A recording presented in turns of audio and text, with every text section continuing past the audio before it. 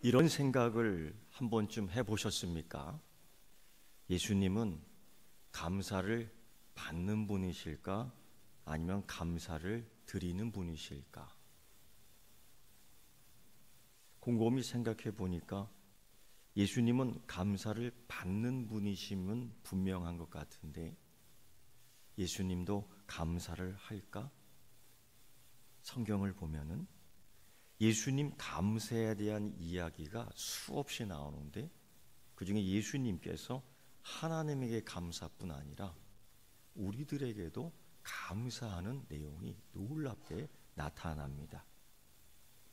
이 감사하는 마음을 갖는 것 매우 중요합니다.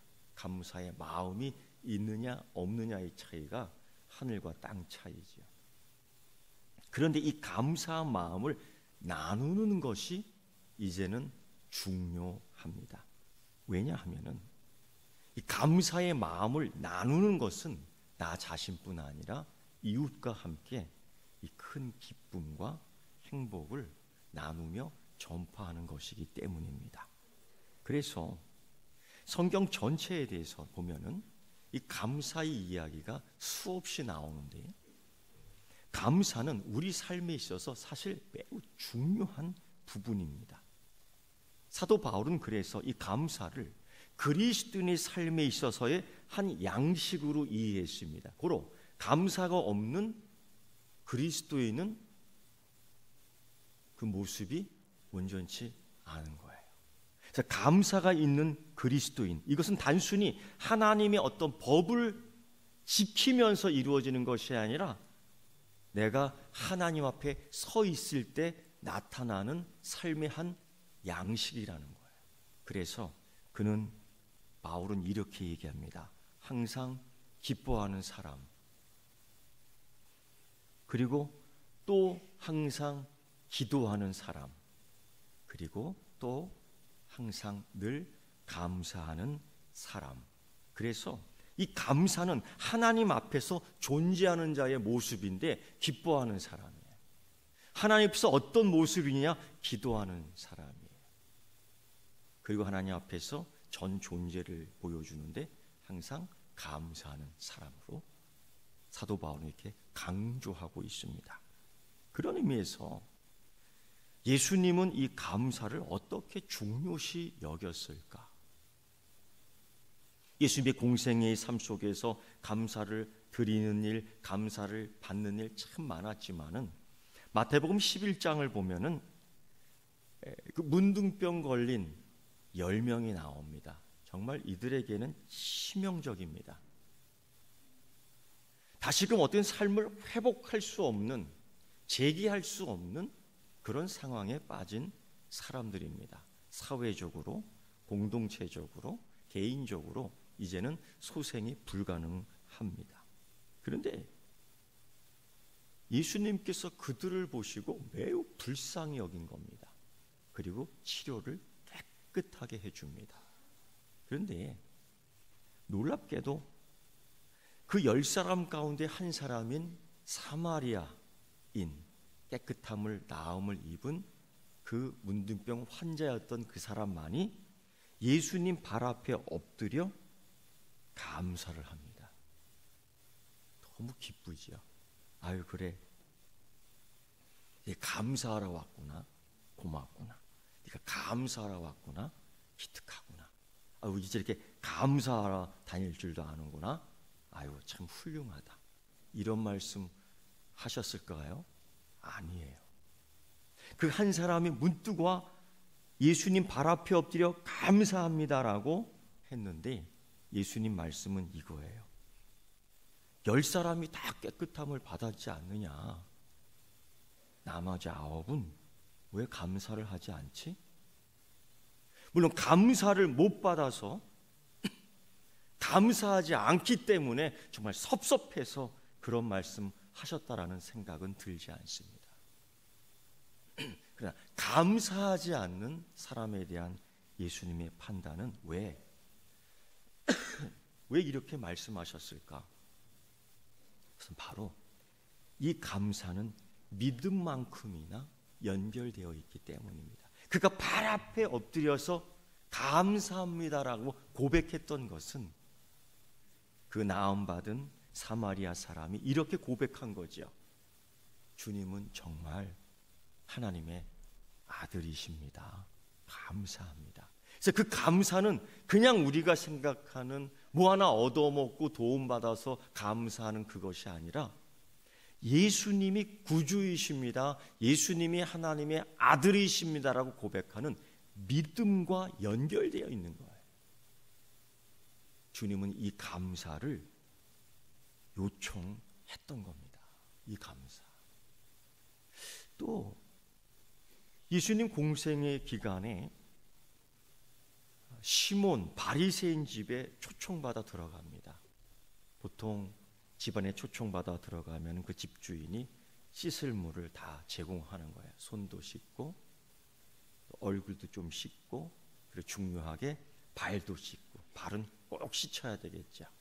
흙먼지가 다 묻었기 때문에. 그런데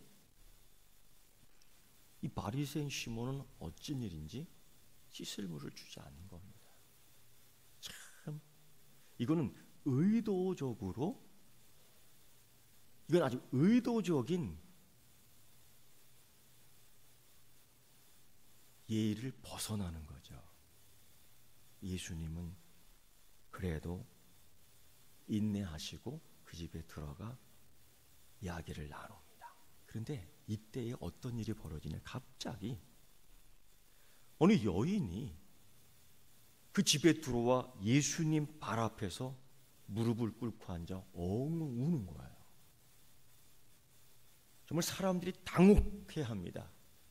그리고 눈물 뚝뚝 떨어지는데 자기의 긴 머리털을 풀어 예수님의 발을 닦는 거예요. 아니 이 집에 초청해 주고도 씻을 물을 안 줘? 발을 닦을 물도 안 주고 발을 닦을 수건도 안 줘? 뭐 이런 생각해서 닦았을까요? 그건 모르는 일인데 사람들은 수근수근하지요. 저 여인하고 예수님 관계는 무슨 관계일까? 10명이면 10명이 다 그렇게 생각하는 거죠. 왜냐하면 이 여인이 어떤 여인인지 다 알고 있기 때문이에요. 근데 이 여인이 지금 예수님 발 앞에 엉엉 울면서 이제는 발에 입을 맞추고 자기가 갖고 있던 귀한 향유를 예수님에게 붓습니다. 더 놀라는 거죠. 이게 무슨 짓이야? 나중에 알고 보니 예수님께서 이 여인의 죄를 용서해 주셨던 겁니다. 구체적으로 성경은 어떤 죄인지를 언급하지 않아. 그러나 알고 있는 거지. 이 여인이 이 죄 용서함에 너무 감격하고 기뻐서 예수님에게 다시 찾아와 눈물로 통곡하며 감사하고 뿐만 아니라 사람들이 보면 어때? 그게 무슨 상관이야? 사람들이 좀 흉을 보면 어때? 그게 무슨 상관이야? 오직 예수, 오직 주님께만 집중하며 감사를 하는데 자기가 귀하게 여겼던 향유의 물질도 주님께 드려지는 감사를 한 거예요. 그런데 주변에 많은 사람들이 그 모습을 보며 당황해합니다. 그런데 그 감사의 대상이여 주인이신 예수님의 반응은 너무 태연한 거예요. 당연하기 때문에 예수님의 마음은 모릅니다. 그런데 이런 말씀하셨습니다. 내 믿음이 너를 구원하였으니 평안히 가라. 이 감사는 믿음하고 연결되어 있고요. 이 감사와 믿음은 이 여인을 구원했고요. 이 구원은 다시금 죄 짓는, 이 구원은 다시금 싸우는, 이 구원은 다시금 거짓을 일삼는 이 구원은 그런 게 아니고요. 평강을 갖는 거예요. 그래서 이 여인의 감사와 감격은 믿음과 구원과 그리고 평안이 연결되어 있는 거예요. 예수님이 그렇게 말씀하시고 너 믿음이 너를 구원했으니 이제 평안히 가라. 감사의 풍성한 열매들이 더 풍성해지는 확장을 보게 되는 겁니다. 그래서 여러분, 감사가 이렇게 중요하구나. 뿐만 아닙니다. 예수님의 하나님 나라 비유에서 포도원 품꾼의 이야기를 해줍니다.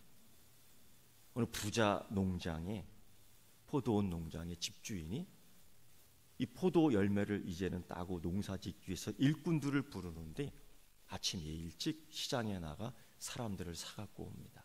일을 시키지요.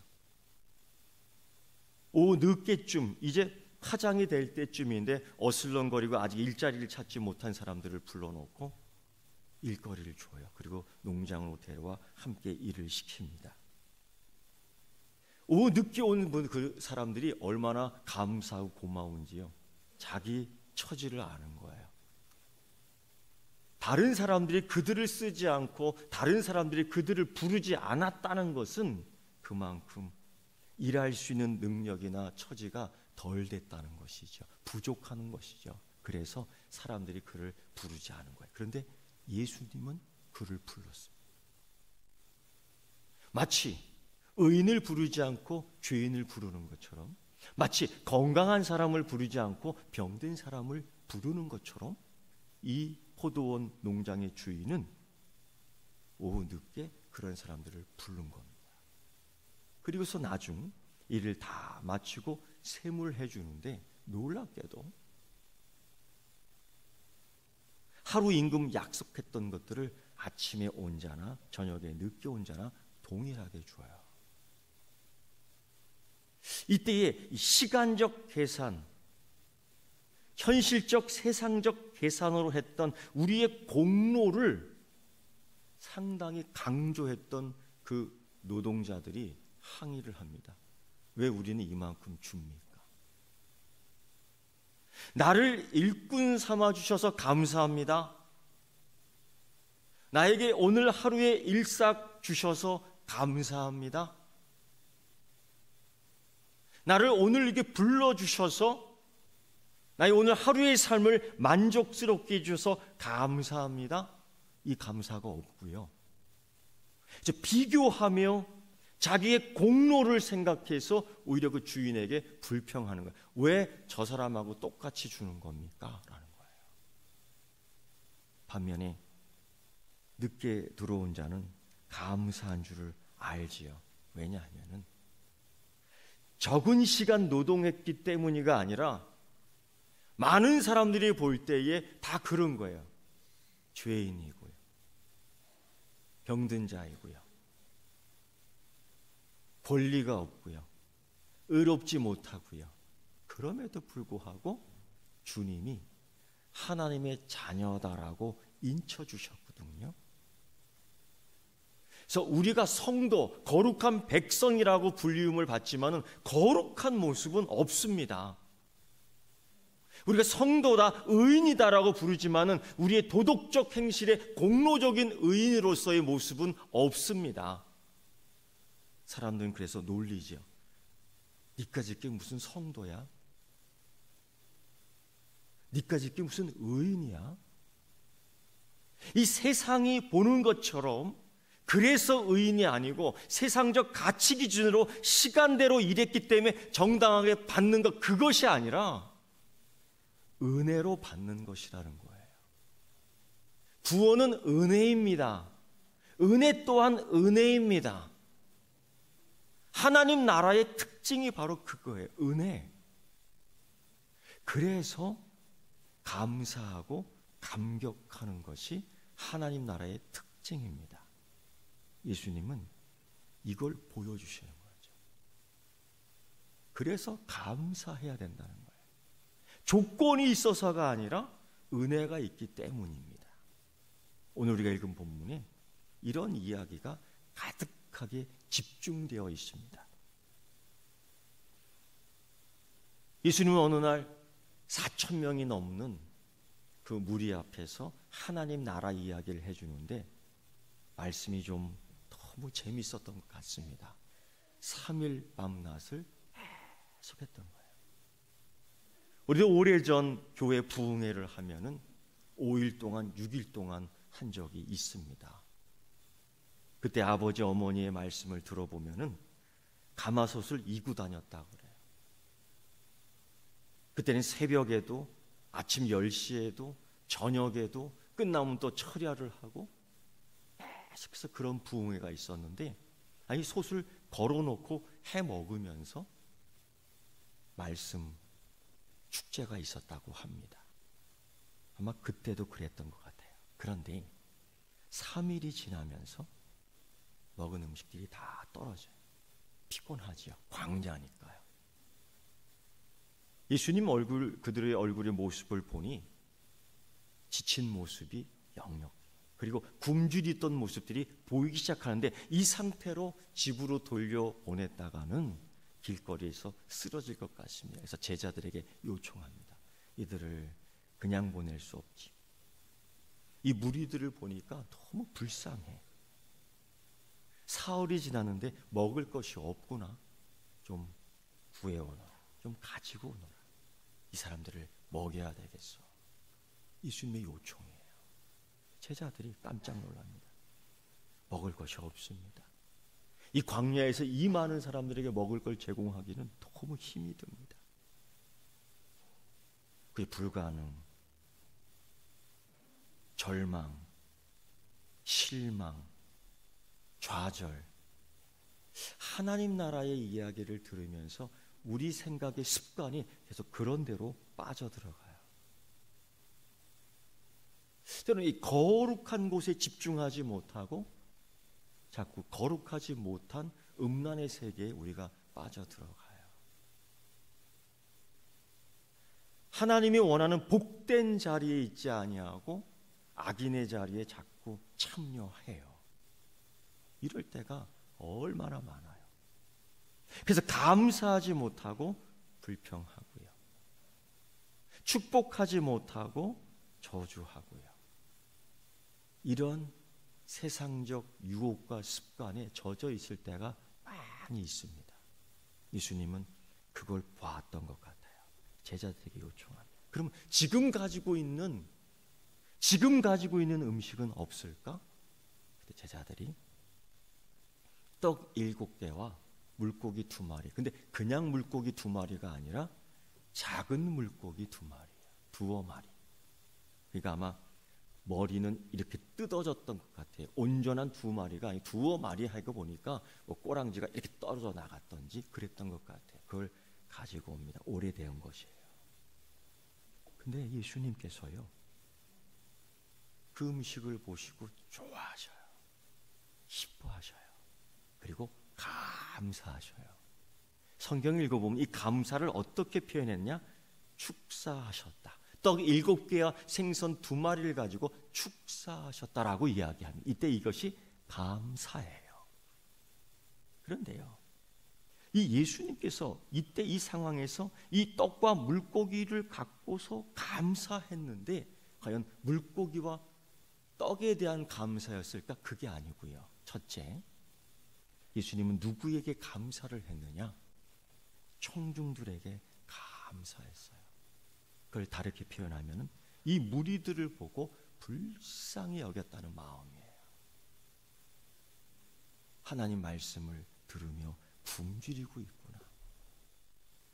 광야 생활 3일 동안 얼마나 거친 땅, 거친 환경이에요. 그러나 하나님 말씀을 듣기 위해서 노력하고 의지하는 그들의 모습을 보면서 예수님이 감동하신 겁니다. 그들을 그냥 보내지 못하고 내가 이 무리를 불쌍히 여기노라. 그들이 나와 함께 있은지 이미 사흘이 지났으니 먹을 것이 없도다. 먹을 걸 주고 보내야 되겠다는 겁니다. 이게 예수님의 의지요, 사명인 거예요. 그리고 떡과 물고기를 가지고 감사하는데 이 감사로만이 아니라 이 모두를 위해서 감사하는 겁니다. 하나님, 이들이 피곤하지만은 오늘 예배 자리에 왔어요. 때로는 귤도 따야 되는데 오늘 예배 자리에 참여했습니다. 때로는 저기 나가서 지금 급하게 장사를 해야 되는데 모든 것을 멈추고 하나님 앞에 받습니다. 하나님, 정말 이들이 감사합니다. 하나님, 이들이 참 불쌍합니다. 먹지 못했습니다. 하나님, 이들에게 먹을 것을 주시옵소서 하면서 하나님께 기도하는데, 하나님은 그들에게 베푸실 은혜와 사랑을 확신하며 감사했던 것입니다. 이 감사, 예수님은 감사를 받는 분뿐 아니라 감사를 또 주시는 분이에요. 두 번째 감사는요, 예수님께서 이 굶주림에 지쳐있고 피곤함에 지쳐있고 이 환경 속에서 지쳐있는 청중을 인식하고 음식을 베풀어 주시는데,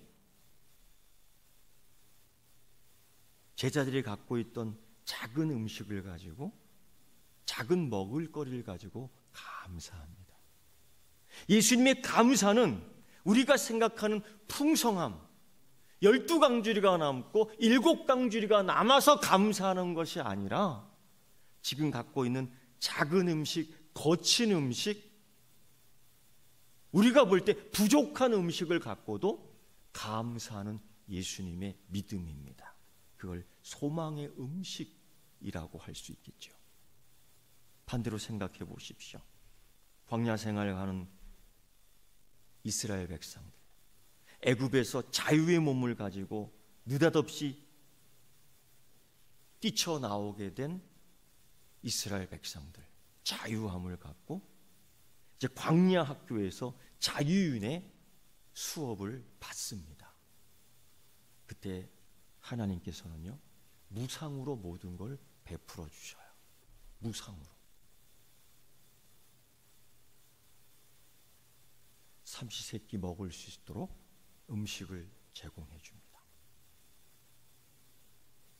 수많은 이동거리에 이고지고 가면은 어려우니까 물들도 그때 가면은 반석이 터져 물이 나올 수 있게끔 언제든지 수도꼭지를 연결해 놓습니다. 그리고 농사하지도 않았지만은, 가축을 그렇게 세심하게 기르지도 않았지만은, 하나님은 그때마다 가축들을 건강케 하여 언제든지 그들의 고기와 가죽을 통해서 집을 지을 수 있게끔 마련해 주셨어요. 다 무상 공급입니다. 무상 공급. 그런데요, 그들의 일생, 그들의 그 일대기를 보면은 약 40년 정도 걸리는데요, 감사를 찾을 수가 없어요. 그 60만 명 이상이나 되는 사람들을 먹이기 위해서 하나님은 이른 아침 얼마나 수고하셨을까? 그들의 입맛, 그들의 취향, 그들의 기호대로 음식을 맞춰 먹을 수 있도록 만나를 내려주시는 하나님의 수고는 얼마나 컸을까? 거기에 대해서 감사합니다 하는 사람이 없었던 거예요. 오히려 맨날 이것만 주나? 이 불평. 맨날 이것만 먹으니 지겹네? 이런 불평. 무상으로 지금 받고 있지 않습니까? 무상으로. 물을 마시는데 7일 된 물을 먹어봐요. 상한 물입니다. 그 뜨거운 날 미생물이 그냥 번식하고 그 물 먹으면 배탈 납니다. 그런데 하나님께서는 항상 깨끗한 신선한 물을 반석에서 제공해 주시는데, 모두가 물을 먹고 건강해질 정도입니다. 감사해야 되는 겁니다. 그것뿐입니까? 그들이 이제까지 경험하지 못했던 아브라함의 하나님, 이삭의 하나님, 야곱의 하나님을 체험하게 되는데, 이 광야에서 체험하는 거예요. 하나님의 놀라운 은혜를 체험한다는 것은 감사한 일입니다. 물론 놀랄 일입니다. 낮에는 구름 기둥을 발견하게 되고요, 밤에는 불 기둥을 발견하게 되는데 놀랄 일입니다. 신기한 일입니다. 그런데 그들은 모여서 불평합니다. 고기가 먹고 싶다는 것. 애굽에 있을 때 수박을 먹고 싶다는 등, 부추를 먹고 싶다는 등, 이게 다 뭔지 아십니까? 탐욕스러운 이야기들이에요. 그런데 예수님께서는 오늘 이 소량의 음식을 가지고 감사하는 거죠. 여러분, 우리 이런 믿음 속에서 하나님을 찬양하고 경배하는 감사가 나오기를 축원합니다. 그래서 하박국 선지자는 그래서 얘기하는 거예요. 비록 무화과 나무에 열매가 없어도, 그런데 하나님은 반드시 열매를 맺게 해주시는 줄 믿습니다. 우리의 외양간에 그것들이 없어도, 아니, 하나님은 반드시 채워주시는 줄 믿습니다. 이게 감사예요. 세 번째요, 예수님은요 감사하는데 물론 알고 계셨습니다. 이들을 충분히 배불리게 먹을 수 있다라는 확신이 있습니다. 아마 보이기를 원했던 것, 아니 사람들이 그걸 보고 또 따라오겠죠. 예수님 최고라고요. 예수님 내 기도를 들어주시니까 감사합니다. 내게 응답해 주시니까 감사합니다. 이게 감사의 조건이 아니에요. 사실은 예수님이 또 감사합니다. 또 감사를 하는데 바로 그거예요. 내 명성, 내 권위를 드러내 주시니 감사합니다. 이것이 아니고, 하나님께 감사한 이유는 하나님, 이들에게, 우리 모두에게 사랑을 베풀어 주셔서 감사합니다라고 고백입니다. 이 감사는 하나님의 사랑에 대한 감사입니다.